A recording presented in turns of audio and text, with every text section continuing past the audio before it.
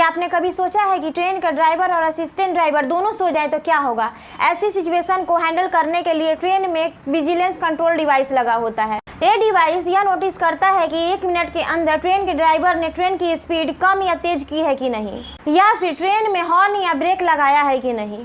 हर 1 minute के अंदर train के ड्राइवर को इस डिवाइस को सिग्नल देना होता है। सिग्नल ना मिलने की स्थिति में यह डिवाइस ऑटोमेटिक बंद होने लगता है और 1 किलोमीटर के पहले ही ट्रेन में ब्रेक लगना स्टार्ट हो जाता है। दोस्तों, आपको ये जानकारी कैसी लगी कमेंट में जरूर बताइएगा। Thank you so much.